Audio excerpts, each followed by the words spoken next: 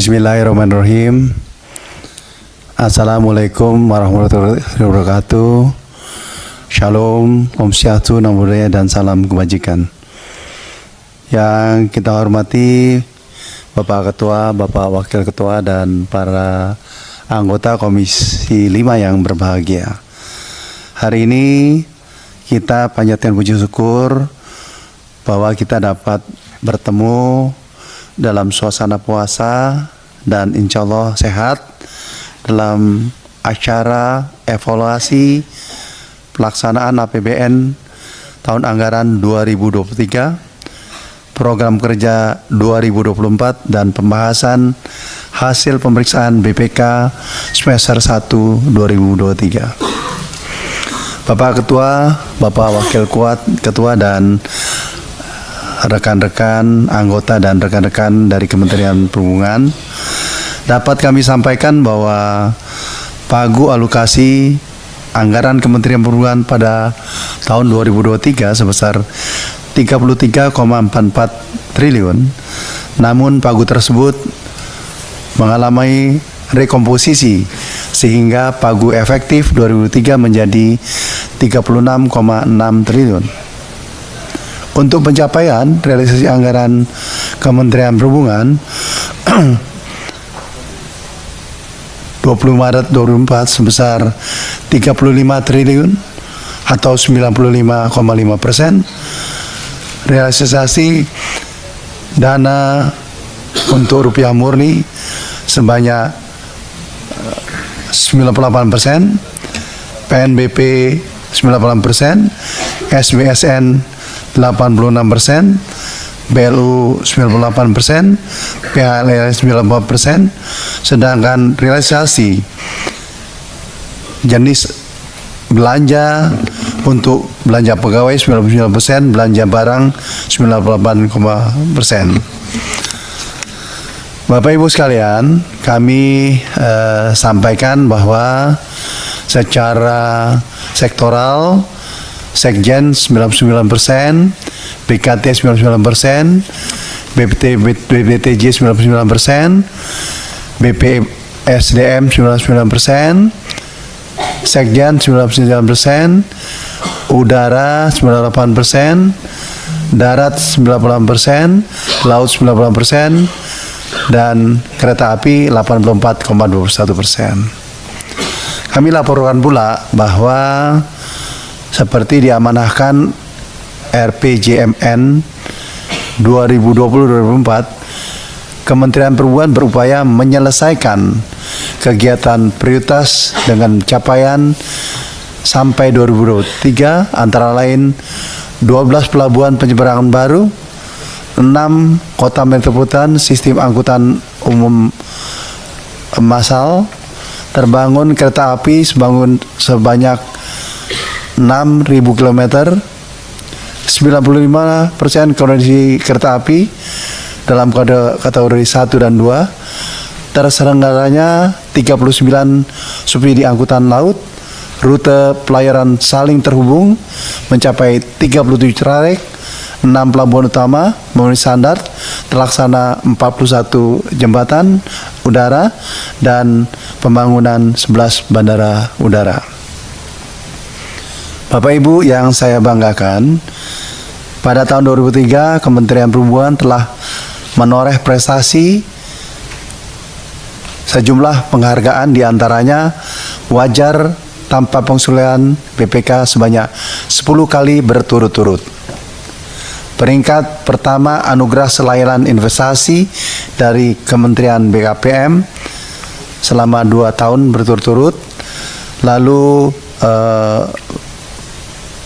pembina teknis BLU terbaik 2023 dari Kemenku dan berhasil menyelenggarakan Nataru, di mana indikasinya dari penilaian indikator kepuasan publik mencapai 90%. Selanjutnya kami meraih predikat Badan Publik Informasi dan pada anugerah keterbukaan informasi publik, meraih penghargaan Special Recognition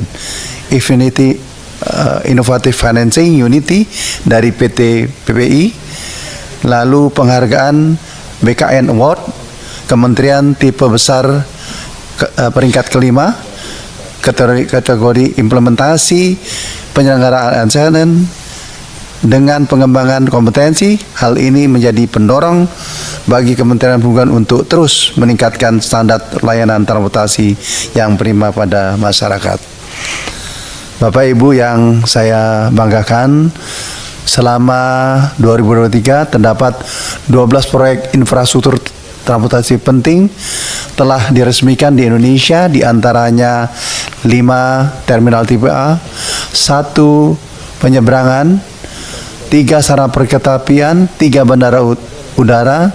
Pencapaian ini menunjukkan bahwa komitmen Kementerian Perhubungan untuk penyediaan layanan transportasi tidak hanya dirasakan manfaatnya, tetapi juga menjadi kebanggaan bangsa.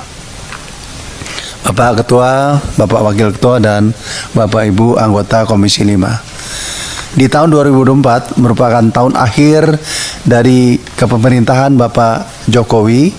Fokus Kementerian Perhubungan dengan target RPJMN 2020-2024 menjadi prioritas yang harus dilaksanakan. Kementerian Perhubungan fokus pada arah kebijakan dan program kerja yang telah diselaraskan dengan tema Rencana Kerja Pemerintah RKP 2024, yaitu mempercepat transportasi ekonomi yang inklusif dan berkelanjutan dengan prioritas nasional untuk mengurangi kesenjangan dan menjamin pemerataan, meningkatkan SDM berkualitas dan berdaya saing, memperkuat infrastruktur untuk pembangunan ekonomi dan pelayanan dasar, serta meningkatkan ketahanan terhadap bencana dan perubahan iklim. Sesuai dengan RKP 2004, maka anggaran infrastruktur diarahkan untuk mengurangi kemiskinan, penghapusan kemiskinan ekstrim, percepatan pembangunan infrastruktur dasar dan konektivitas, percepatan pembangunan IKN, dan pembangunan rendah karbon dan transisi energi.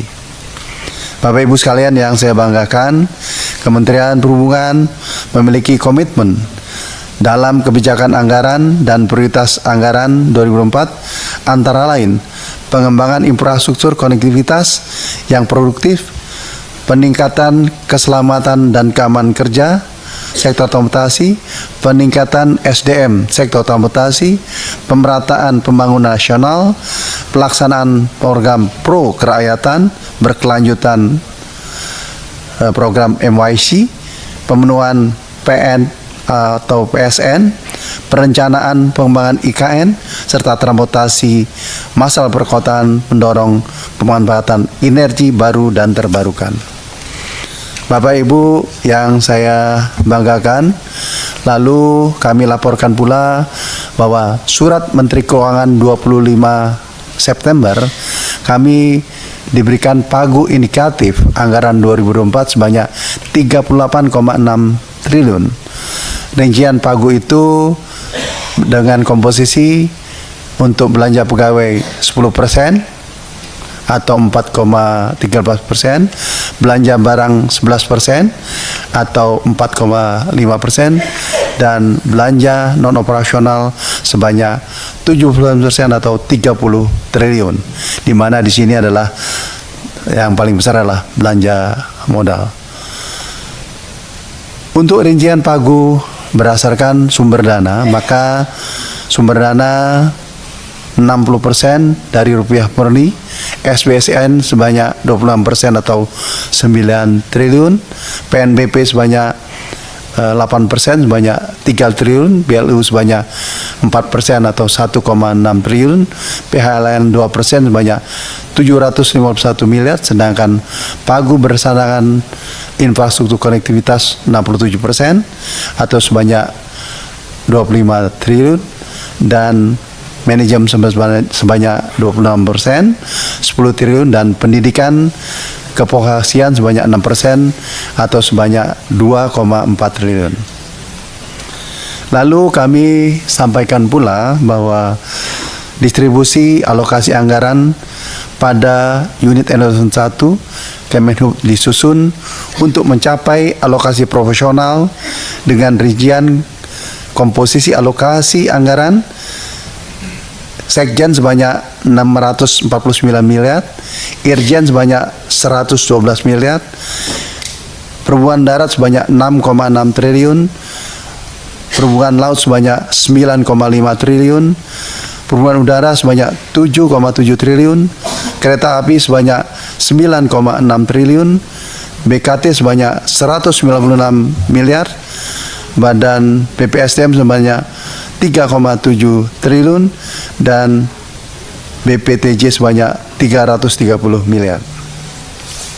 Bapak Ibu sekalian, kami juga sampaikan bahwa secara umum program kerja akan dilaksanakan Kementerian Perhubungan oleh eselon 1, diantaranya terutama yang cukup signifikan adalah IKN untuk kawasan wisata, juga dukungan by the service pada 10 kota, layanan keperintisan ini sangat banyak untuk di laut dan di udara, dan peningkatan pemenuhan prasarana transportasi serta pendidikan pelatihan vokasi.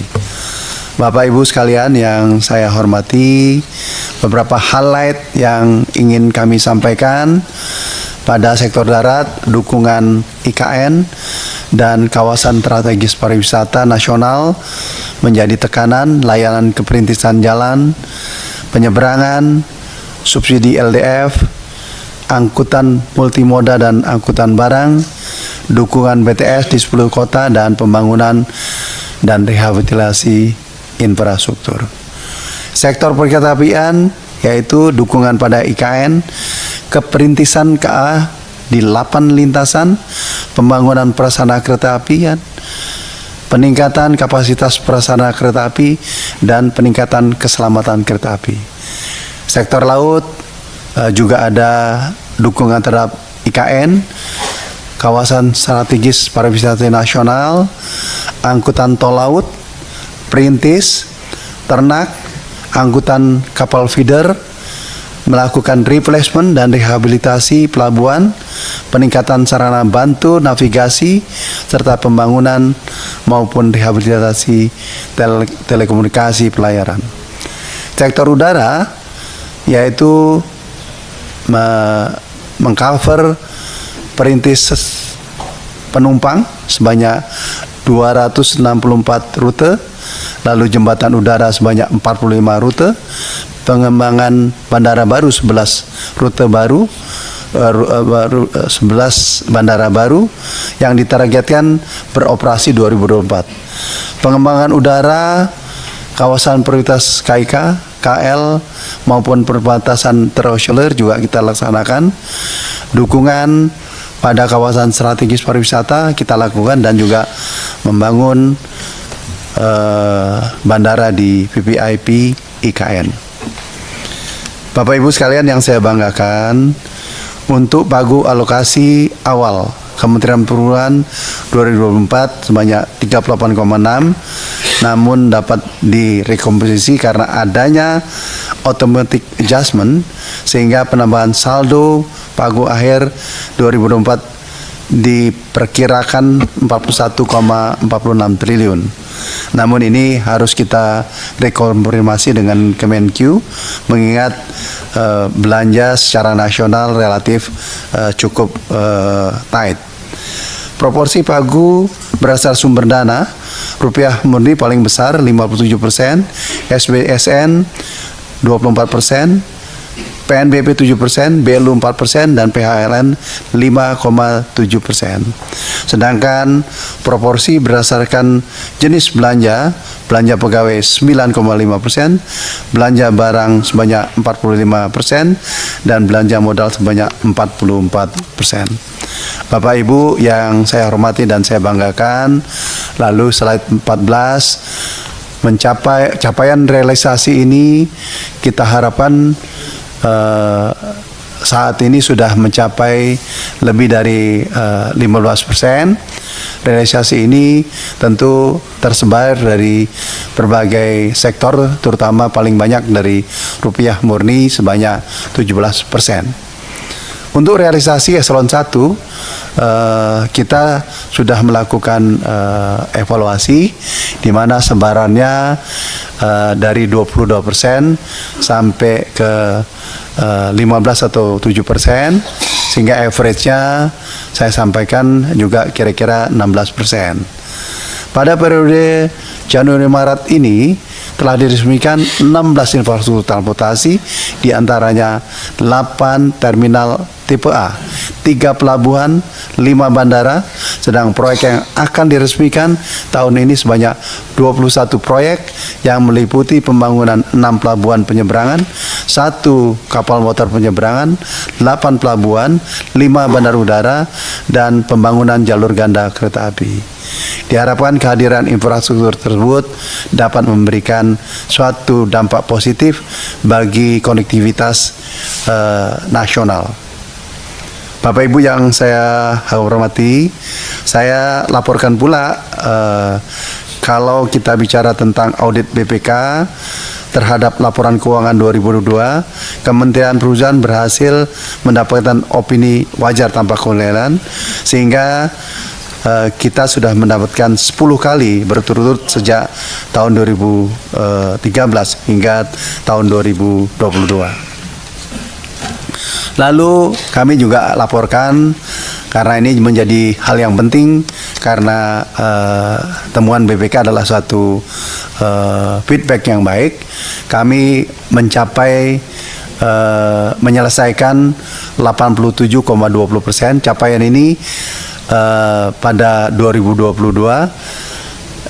sudah mencapai 85%, dan ini adalah jauh di atas rata-rata nasional sebanyak 76%. Kementerian Perhubungan juga berhasil melakukan tindak lanjut untuk laporan keuangan 2022 sebanyak 54%, dan kita akan tindak lanjuti dan kami melakukan koordinasi intensif baik kepada BPK maupun internal. Atas LHP itu, beberapa yang kami lakukan. Satu, menerbitkan instruksi menteri untuk tindak lanjut LHP. Kedua, memberikan sanksi kepada pengelola anggaran yang mengalami macet dan juga dalam kegiatannya kurang memberikan performa. Memberikan sosialisasi berkait dengan pengelolaan anggaran, pengadaan barang, jasa, dan penatausahaan BUMN. Menyusun SOP ulang apabila ada suatu catatan, melakukan penyetoran ke kas negara atas kelebihan pembayaran. Saat ini terdapat tindak lanjut yang sudah kita lakukan, bukti pembayaran denda konsesi AP1 AP2, hasil penghitungan luasan baru terhadap beberapa tempat, terutama PNBP sewa pada KSOP Dumai, bukti pembayaran PNBP uang rambu KSOP Dumai, bukti pengembalian kelebihan pembayaran studi pada BTP Medan, bukti pengembalian kelebihan pembayaran modal belanja modal pada PPTD Riau. Lalu kami sampai pula slide yang terakhir, slide 21, Kementerian Perhubungan untuk mempercepat itu pemberitahuan berkaitan LHP BPK RI, melakukan pemantauan tindak lanjut UPT daerah, melakukan pembahasan secara intens tindak lanjut unit eselon 1 dan mengkoordinasikan dengan stakeholder instansi lain sehingga kami memperoleh second opini. Demikian hal ini dapat saya sampaikan. Mohon arahan dan masukan dari Bapak Ibu Komisi 5 agar kami dapat melaksanakan kegiatan 2024 ini lebih baik dan juga menindaklanjuti temuan BPK lebih baik. Terima kasih. Wassalamualaikum warahmatullahi wabarakatuh.